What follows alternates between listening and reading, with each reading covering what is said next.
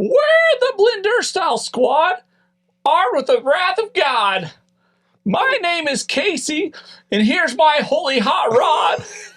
Freedom to all the people, brave, true, and strong. Freedom to all the people, unless I think you're wrong. Thank you, Casey.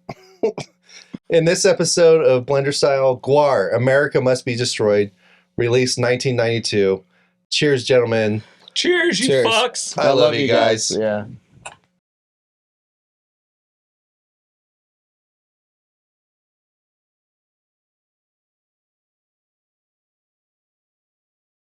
So this is one of the albums that Will Hudson got me into. Okay. Lifelong friend of mine. Big influence on my life is with music. I've never heard of that guy. Beavis and Butthead they talked about Gwar a little bit too, I think. Mm-hmm. So there was like this weird exposure to Gwar, and this is kind of the album that I got into the most. Will, I think, had it on CD. Okay. And the liner notes are like fucked up because there's comic versions of what they're singing about because this is way fucked up. This is musical theater. It is. So it's just one of like my favorite albums of all time, and I just wanted to. It's fucking weird, and I just wanted to see what you guys thought. What's your Casey familiarity with Gwar? So Gwar was one of those bands when we were in high school. I remember specifically that Walter was really, really into Gwar. And I want to say he was a senior, or maybe he had graduated the previous year. He graduated before we were in high school. When we were freshmen. But he hung out still. Yeah, not creepy at all. Which was a weird thing because I think we hung out even after we graduated. I did not know. I did.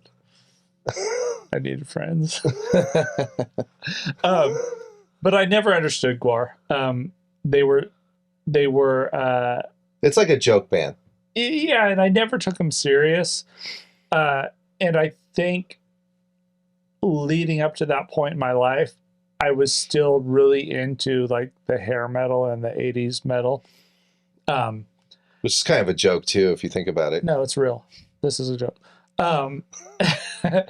And so the constant like build up, like how people talked up this band, especially the group we hung out with back in the day, how they talked up this band. I feel like the people we hung out with back in the day were kind of theater nerds to begin with, although none of them, I don't think any of them were in theater except for maybe Heidi. I mean, sometimes blood and guts and stuff like that heightens something in you. It resonates with some people and it doesn't with others. Maybe it does, but to me this was a way too nerdy of a band for me. It is kind of and so I just never got into it back in the day, and I never gave them a chance. It's kind of one of those things like 9 Inch Nails I didn't like because of the hype around them. I didn't want to be that mainstream person. I think the main hype about Gwar is the live show. I mean, let's be honest. We've all seen Gwar. Mm-hmm. They spray shit all over. Yeah, dude. Like literally, they wear like crazy costumes. You know, and it's really awesome. Gwar is everything. It's not just the music, and I think that's why the music can be mediocre. Well, that's the question always the question with bands like this is like, they have a gimmick, they have a look, they have a stage presence, and like a show that they put on. But nobody does it like Gwar. But is the music any good? Are they actually playing good? There's decent parts. Like Alice Cooper, right? Puts on his show, blah blah blah. But I feel like Alice Cooper has musical talent to back it up. Mm-hmm. I feel like you don't think Gwar does? Well, I think Gwar does now, but I think in the early days Gwar didn't. This sounds stock. So I feel like there was this sophistication around this band, and not necessarily like for their musical abilities, but I think a lot of the early hype into Gwar was their theatrics and stuff. I don't know if you watched the documentary on Shudder. Yeah, I did. That kind of covers like the early years of Gwar, and I feel like they kind of came out of this. None of them really wanted to be in a band. They wanted to put on their theatrics, and the only way to do it was to form a band and play these live shows. Well, I think it also goes back to, if you watch the documentary, it talks about this space that these guys were in. Mm-hmm. It was a space that all kinds of artists were coming in and out of, you know what I mean?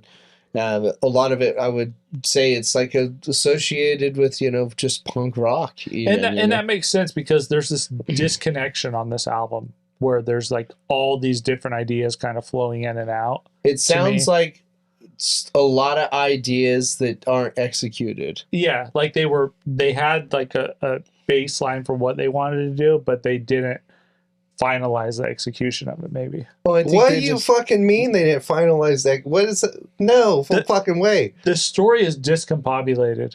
This This is a concept album okay, all right. based off Dave Brocky's experience when he got arrested. What was in Philadelphia it's like it's for the exposed phallus, which he then Got said, "Oh, it's a confiscated. cuttlefish." Cuttlefish. Yeah. But whatever. it wasn't. But he did it, and the police harassed him and all this shit. And so this whole album is a concept based around the ideal of this morality squad out to fucking put Gwar down and steal his cuttlefish. which is kind of an awesome It's You don't like that? concept. No, I love No. the concept. Okay, so this is where the breakdown is. I think that there's big ideas and there's cool things, but not everything is executed the way they. 100%. Yeah, There's some breaks in here. they're trying like- to be more professional than what they are. Like there's this overarching story, but then in the middle of the story they break off on side tangents like, oh, well, we wanted to throw a song in there. Yeah, you're not good with that? It's not a I'm fine deep- with that, but I'm saying if Maybe you're it going to is tell a story, associated with the story. maybe, and we but just I don't just feel like realize if it. you're going to tell a story, tell the fucking story.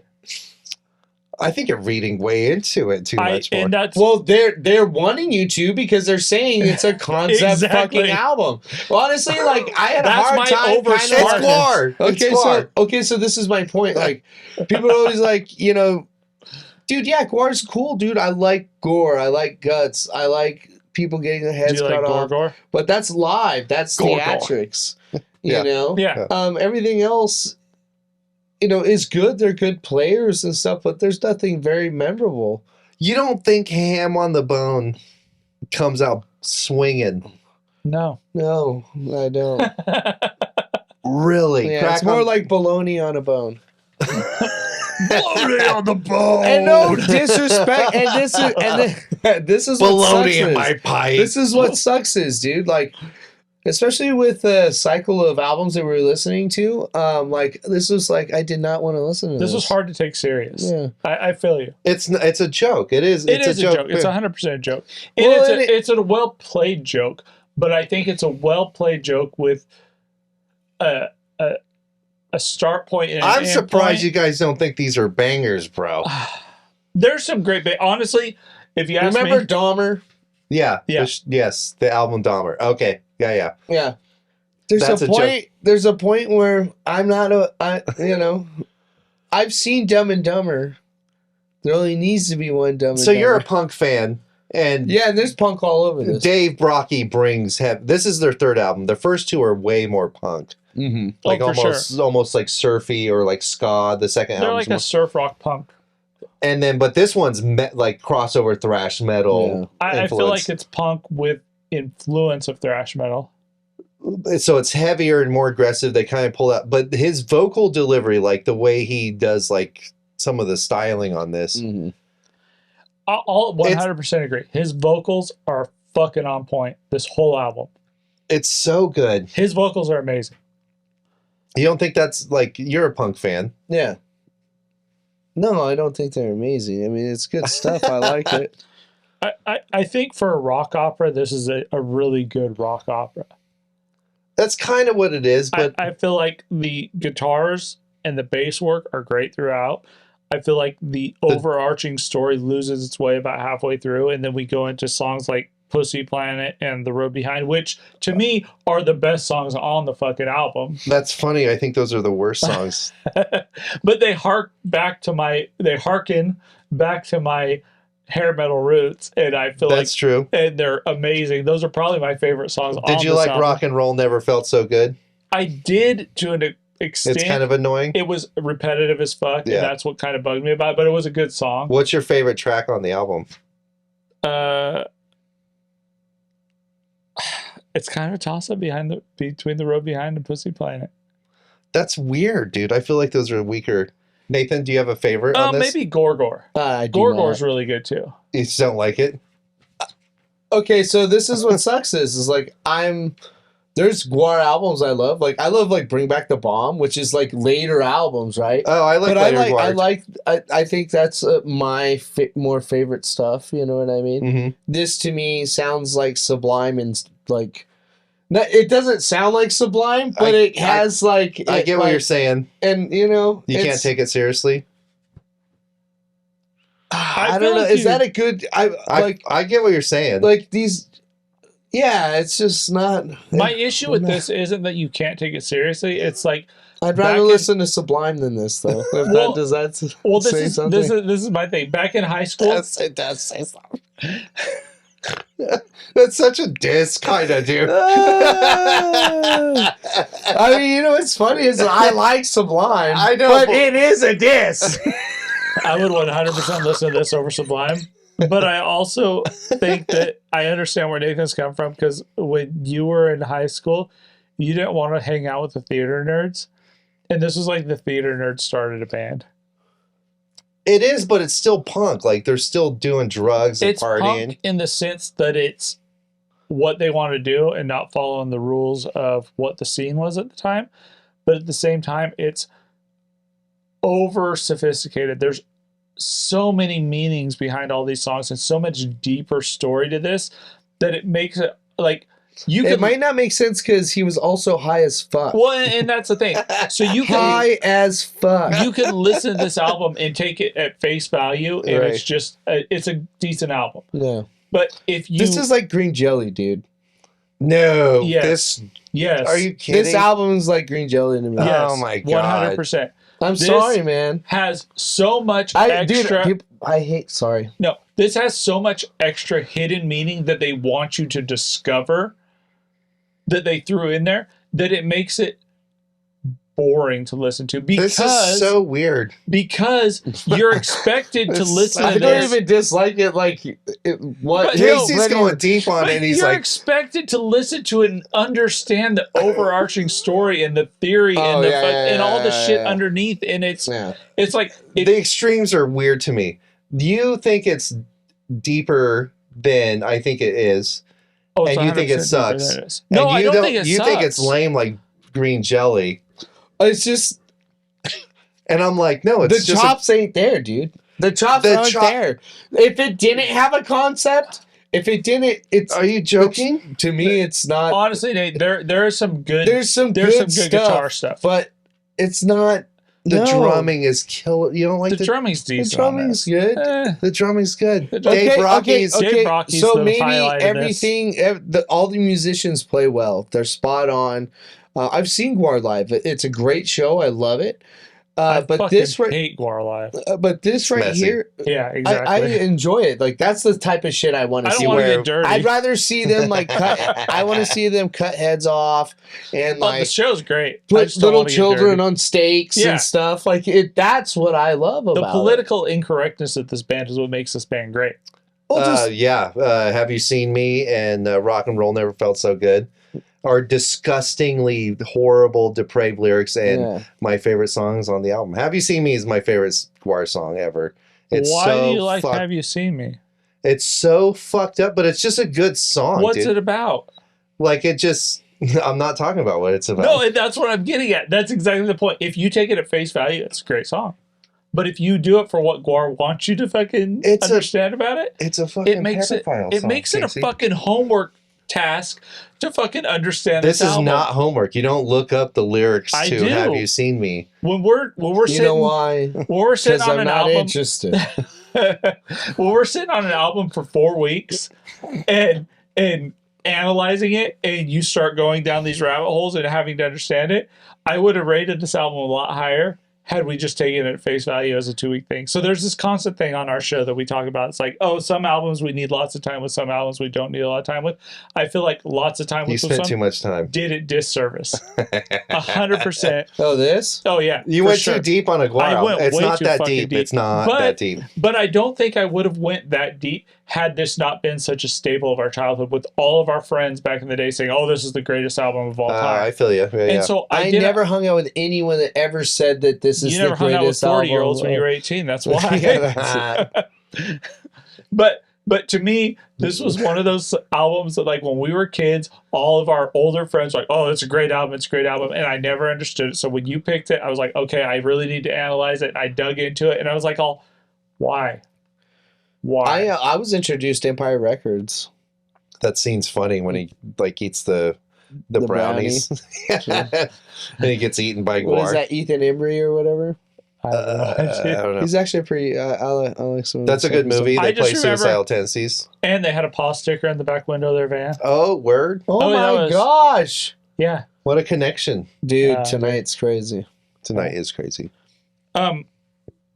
Yeah, I feel like this was it was a hit, but it was a miss at the same time for me. I agree. So what would you rate it?